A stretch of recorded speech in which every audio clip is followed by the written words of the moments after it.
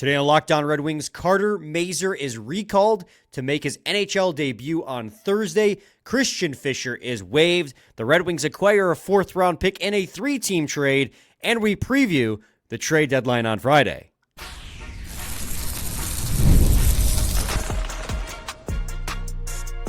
You're Locked On Red Wings, your daily podcast on the Detroit Red Wings. Part of the Locked On Podcast Network, your team every day.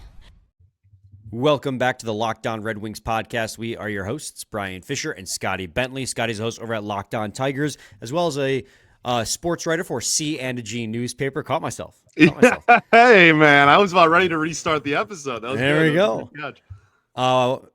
We got a jam-packed episode for you guys. This was supposed to be a really simple, talk about.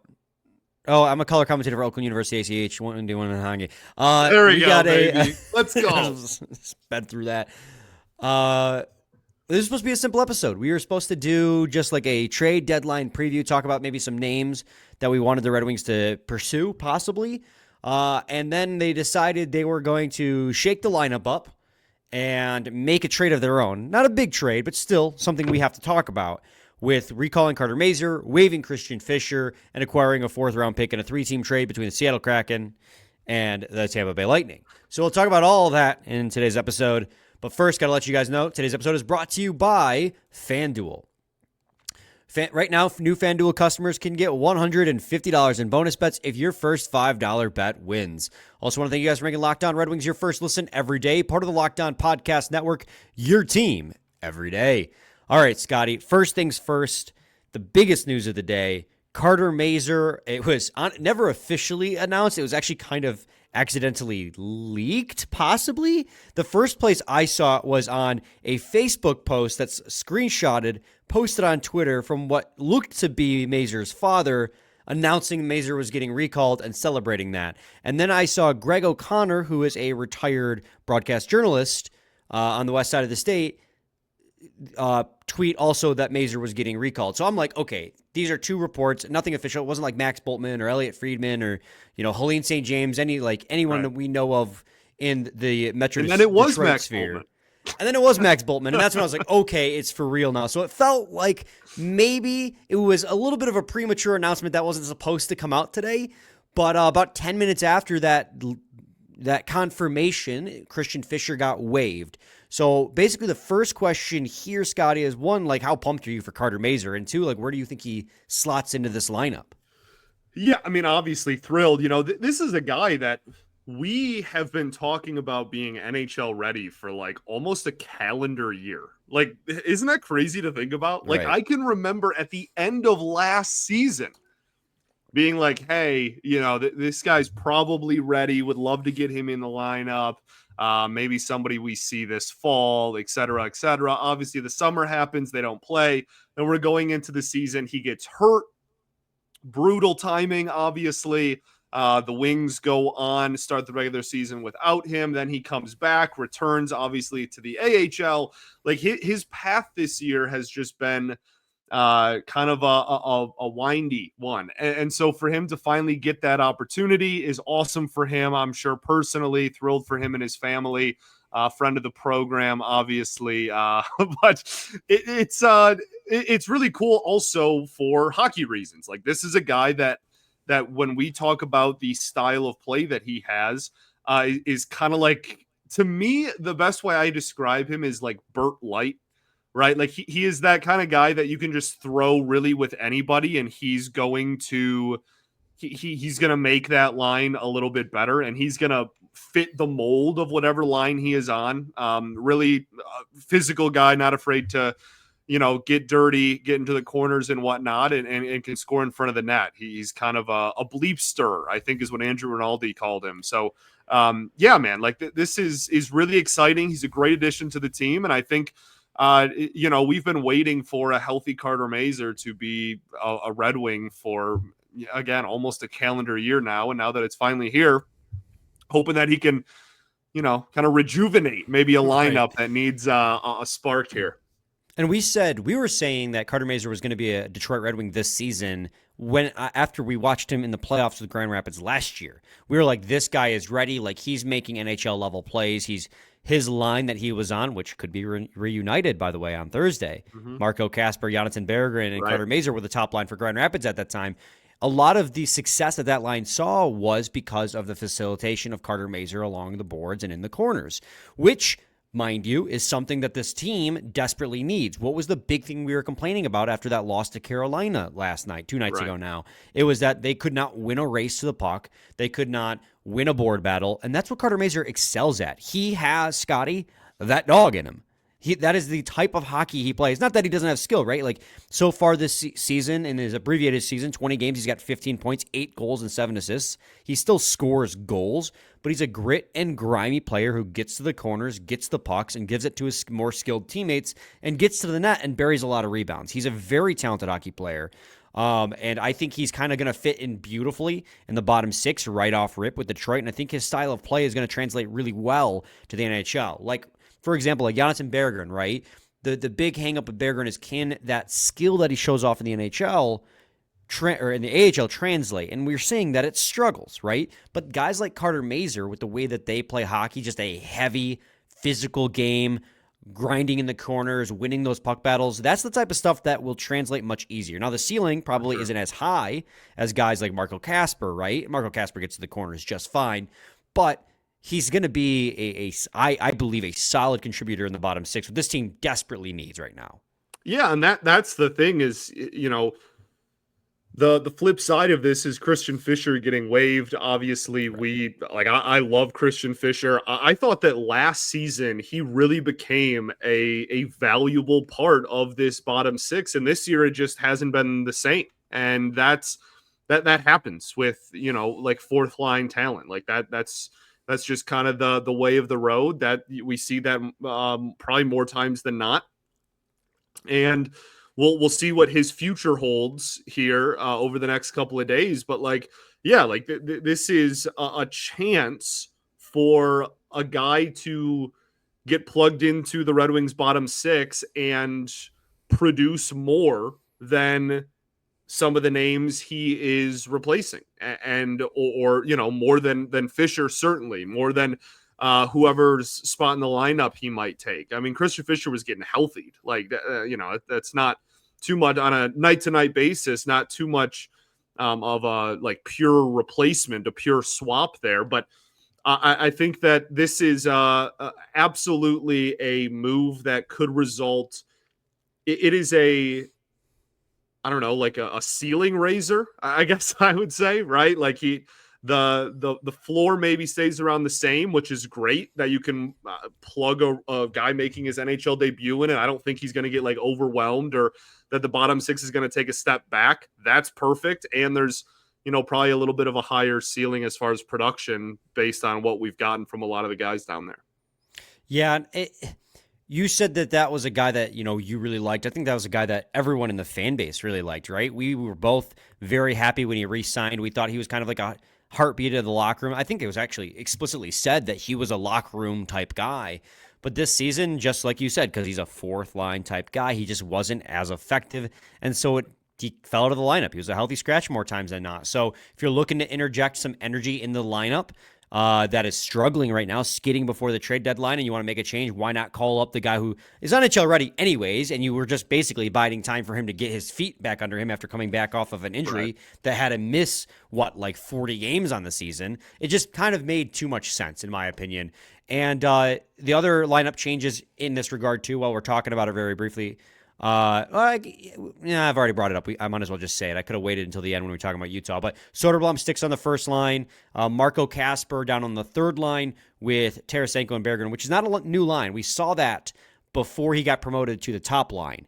Marco Kasper centering that line. But it makes me wonder again, with Mazur slotting into this lineup, will Mazur get to reunite with his 2 AHL teammates in the game against Utah? And that's something that I'm really excited to see. I'm just really excited for his debut in general. Yeah, absolutely, man. Obviously, there's just the hype of we've been talking about him for a while, and now he's going to be here. But the timing couldn't have been more impactful. This is really this is something that not only is it this is really exciting, we are immediately counting on him to help.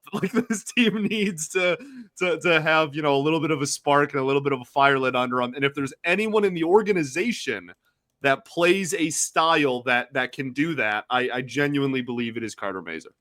100%. We're going to head to a quick break. When we return, we're going to turn our attention to the trade the Red Wings made on Wednesday, as well as other trade deadline candidates, potentially. Stay tuned to segment 2 of Locked On Red Wings. When the game tips off, the NBA action is just getting started, and there's no better place to get in on the action than FanDuel, America's #1 sportsbook.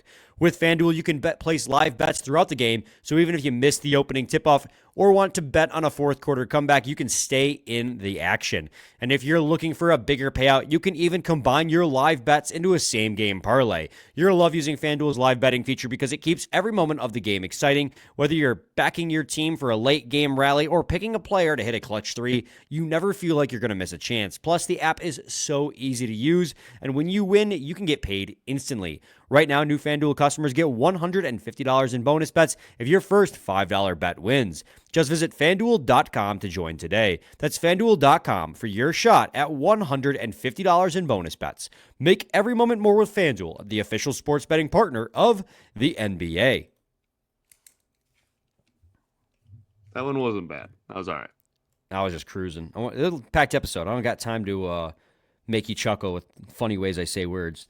Segment 2, Locked On Red Wings podcast.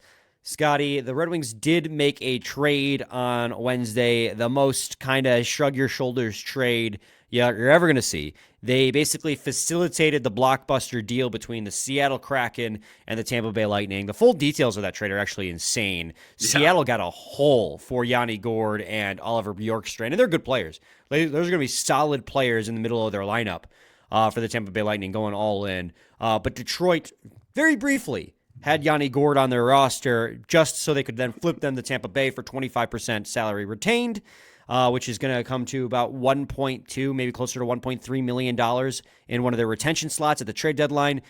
They also dealt Kyle Aucoin. Kyle Aucoin was a 2020 6th-round pick who has 2 points this season with Harvard. So that's more of just like a bullet point. Kyle Aucoin he's not going to play in the NHL. Sure. So it really has no impact. And they received a conditional 2025 4th-round pick.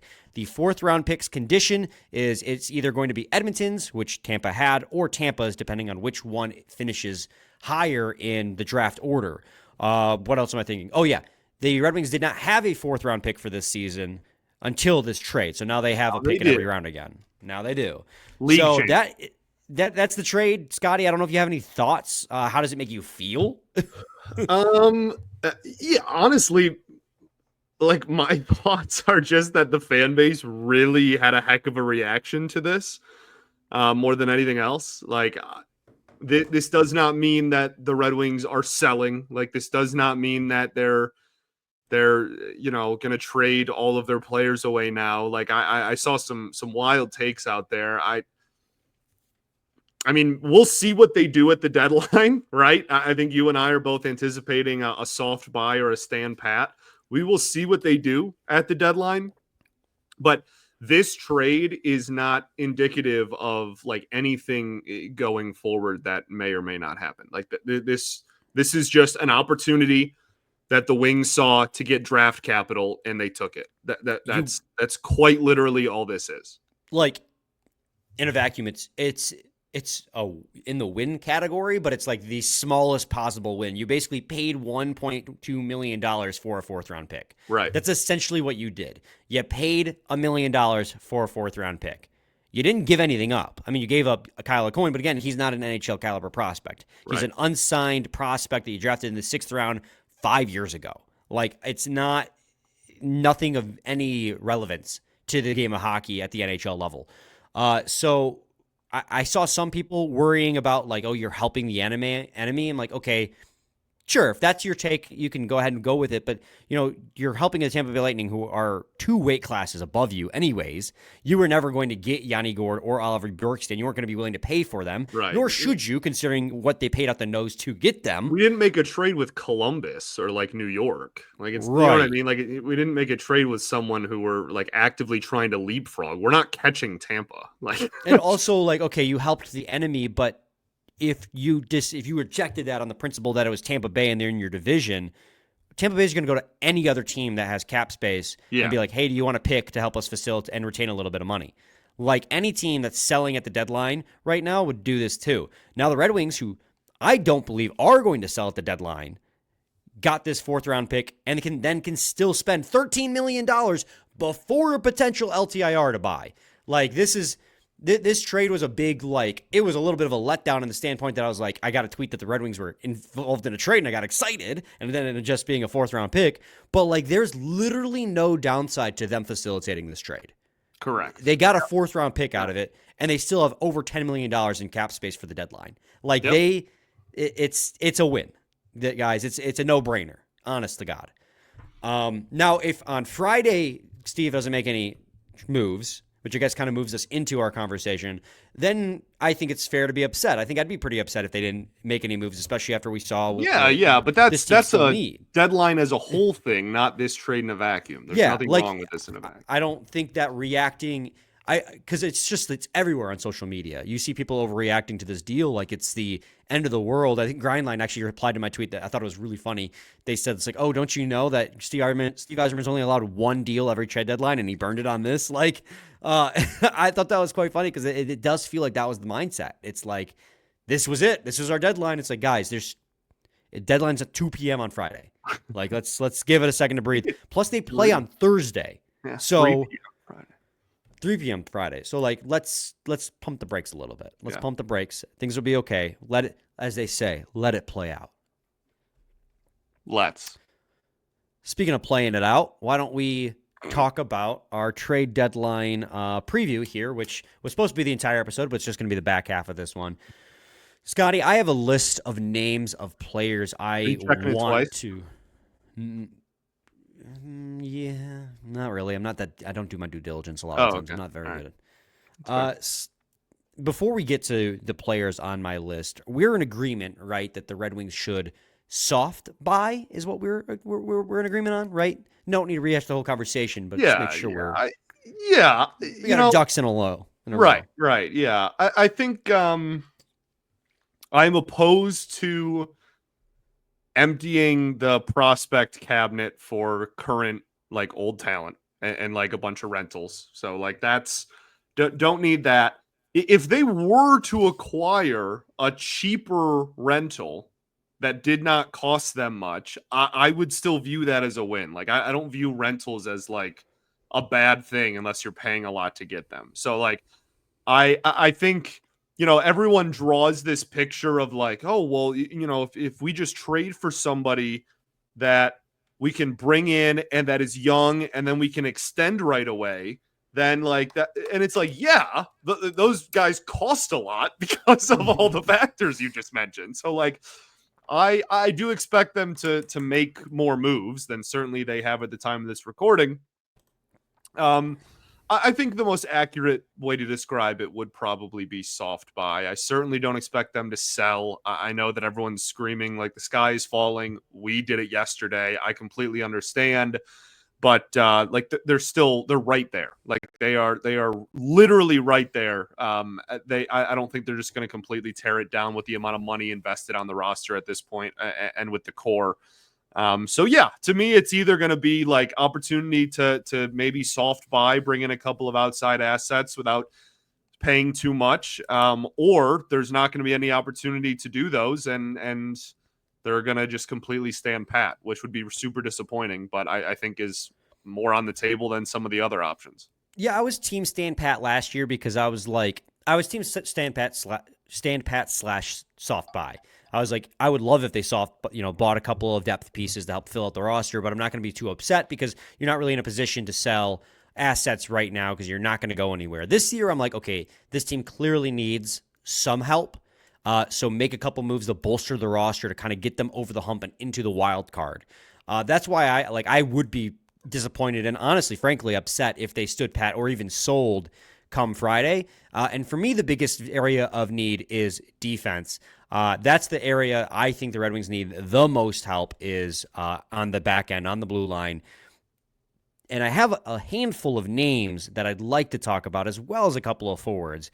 And I'm going to get to that list after this break. Stay tuned to segment 3 of Locked On Red Wings.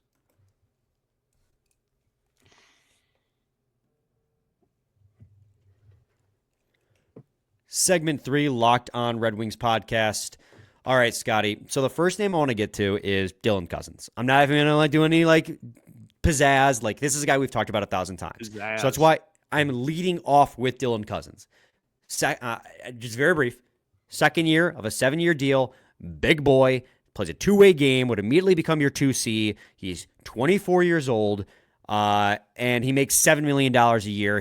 He has proven that he can't score 30 goals, but he hasn't done it in a few years. This year, he's at a half point per game. I feel going away from Buffalo, he could find more success because who does not do that? He'd be a guy you'd have to spend, frankly, a lot more on to get because Buffalo wants NHL players now, people who can contribute to the roster now, as well as close to NHL-ready prospects. But that's the Dylan Cousins spiel. I'm all for Dylan Cousins. Get him if you can because he's a young player with term, so I don't mind spending a little bit more to get him. He's not a rental. That's why I'm okay with doing it. Yeah, absolutely. I think that is one of the biggest names that's being thrown out there by the entire fan base. It's very understandable why. I would be thrilled. And so from there, Scotty, we move on. Did you want to interject with any names you had on the top of your head? No, well, I honestly, the biggest thing that I want to add is McClellan's comments that he made about the deadline earlier this week. Had mentioned, I think the word he used was cavalry. He does not expect a cavalry of reinforcements ahead of the trade deadline. I know that the Freep did a lot of reporting with that and Helene St. James, but it's interesting because I think that, we're talking about targets. I know I want to get back to names. I don't just want to derail this whole conversation. No, you're good. But I think that it's interesting when we talk about these names and we talk about the, what is it going to take to bring in somebody of player X's caliber? You gotta you gotta think about it from that perspective. Like if people within the organization themselves are kind of looking around going, not expecting a whole lot or not expecting a lot of the younger guys to be on the move to bring in anybody else, then I think that matters. But yeah, as far as Cousins in a vacuum, obviously he's been one of the biggest rumored guys for pretty much the entire season already. And I'm sure that a lot of teams outside of the Red Wings are going to be lining up to try to get him out of Buffalo. I don't think that much about what Yzerman's comments were, or what McClellan's comments about Yzerman's comments were, right? Because Yzerman's a known liar. So Yzerman's a liar, baby. It's our favorite. It's our favorite thing. The thing too is you're not gonna. I think you tell your team that to try and be it's on you guys. Don't expect me to acquire these big name players to bail you out. You guys gotta be able to do this on your own. That doesn't mean he's not going to acquire somebody. It just means you have the ability to do it yourself. You shouldn't be relying on me to bail you out in this situation. Yeah, that's how I read it, but that's me also coping.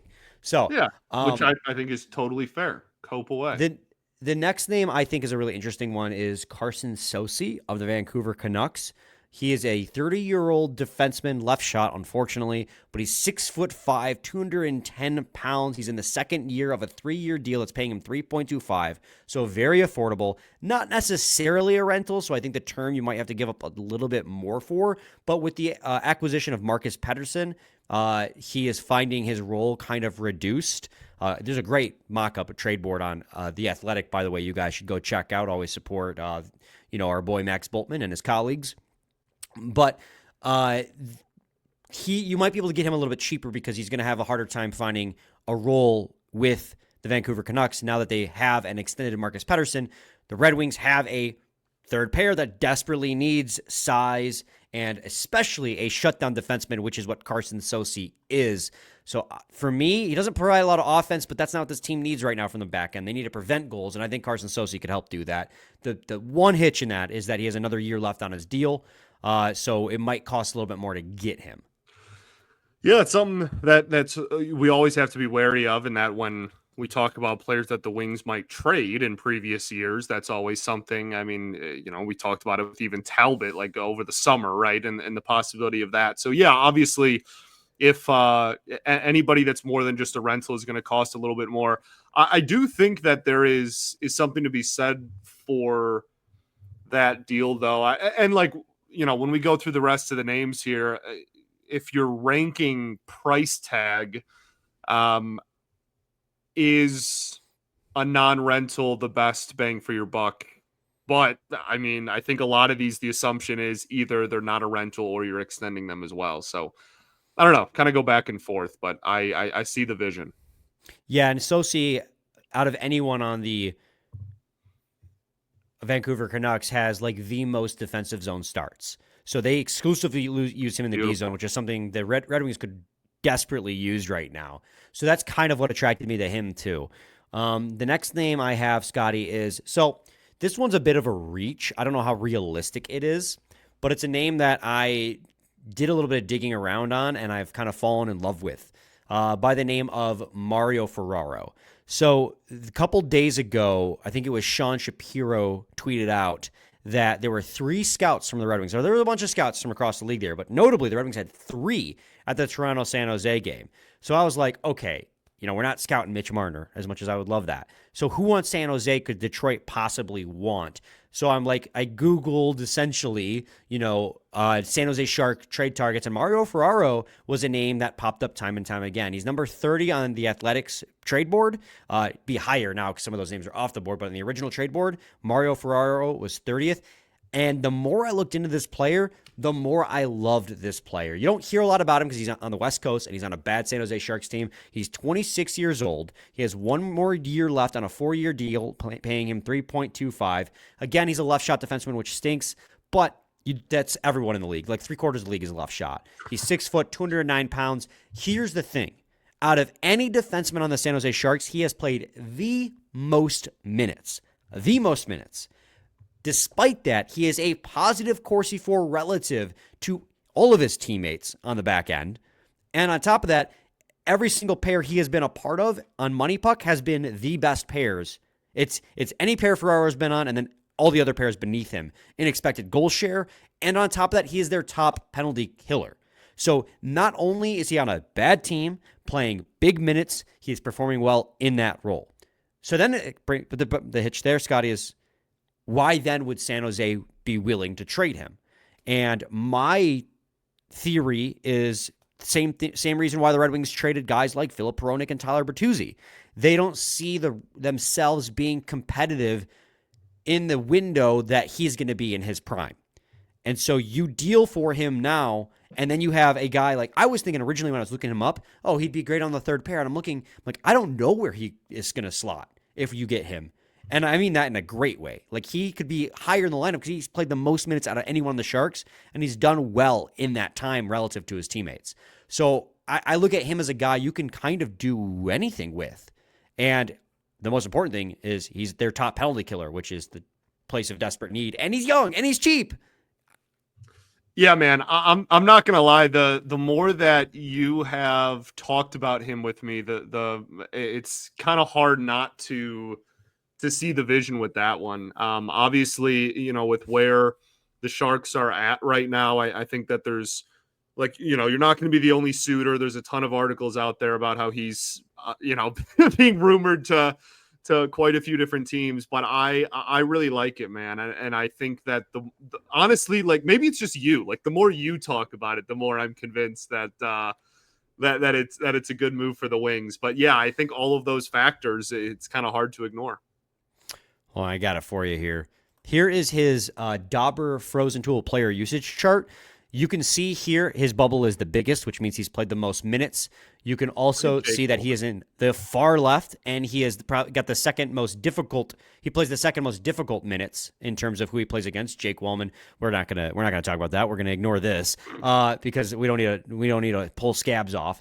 But you can see Mario Ferraro gets mostly defensive zone deployments, and his bubble's blue, which means that his Corsi 4 percentage relative is strong. It means it's positive relative to his teammates. So, I mean, if I were to look back over at his actual Corsi 4 percentage relative is 1.80. His relative dangerous Fenwick percentage is 4.7. Like the team is better when he is on the ice, and that's saying a lot for a bad San Jose Sharks team. So the problem is what would it cost to acquire him with his age and one more year left? Right. So that's that, and that honestly, I don't know. I can't even give you an idea, Scotty, of what he might cost. Oops, I accidentally just kicked you out. Just because of the fact, you're welcome. Just because of the fact that he is young and valuable.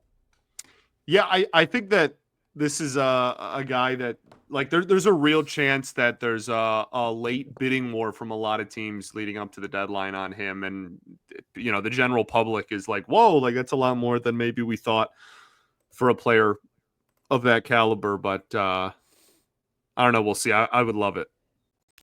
Another name that I think I think the Red Wings should be interested in, but I think a lot of players are going to be interested in, a lot of teams are going to be interested in, is Ryan Donato of the Chicago Blackhawks. He is 28 years old, the final year of his 2-year deal, making just $2 million, and he's having his best year of his career. He's got 45 points this season. He's got 22 goals and 23 assists in 59 games on a bad Chicago Blackhawks team. He's not playing with Connor Bedard on his line. Right. So for him to be having a 45-point and 59-game, 22-goal season thus far, I think he is going to be a very attractive rental. And I think on this Red Wings team, could he be second-line center? I don't know.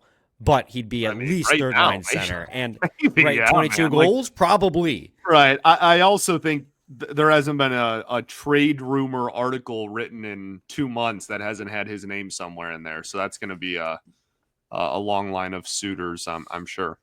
And that's the part that's going to make it so difficult, is there's going to be a lot of competition for him. Yeah. But I wanted to throw that name out there too. Young, rental, having the best year of his career, just could help the Red Wings with their depth scoring a lot. And the final name I have for you is Bowen Byram, a name that I'm just saying because a lot of people have been saying his name across the league. He got dealt to Buffalo last year in that Bowen Byram and I'm drawing a blank on the name right now. This is embarrassing. But the Colorado Avalanche Buffalo Sabres trade that sent him to Colorado, and he's on the final year of a $3.85 million deal, and he's playing all right. 29 points in 60 games played. He's a talented young defenseman who people still think has more left in the tank to grow. Yeah, and I mean, again, we talk about the needs of the Detroit Red Wings, and a lot of the players we just brought up were defensemen. Obviously, a couple of exceptions there. There are still. They could acquire a defenseman, I'd be happy. They could acquire a depth winger, I'd be happy. They could acquire a top 6 center, I'd be happy. They could acquire a goaltender, I'd be happy. Like there are still plenty of areas of need for this team, which is, I guess, can be like a good or a bad thing. Like obviously you don't want holes on your roster. Like you want you want a well-balanced all-around roster, but it does make it so that going into the deadline like this, you have the freedom to explore a lot of different avenues. Yeah, and it was Casey Middlestat, by the way. That was the name I was forgetting. Casey Middlestat and Bowen Byram got dealt for one another. But yeah, those are the names that I'm kind of keeping an eye on. I mean, you could probably tell based on who I talked about and how passionately I talked about them, the names I want the most. But that's kind of where we're at, and we'll recap the trade deadline on Friday, as we will with the Utah Hockey Club game. We didn't really preview the game against Utah, but Scotty, I think that the preview right now could quite simply be just win. Please.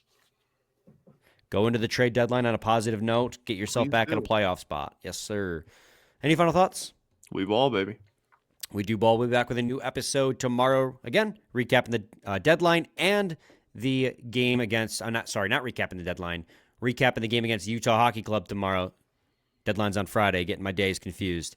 Stay tuned, same time, same place. It's your team every day. Every day.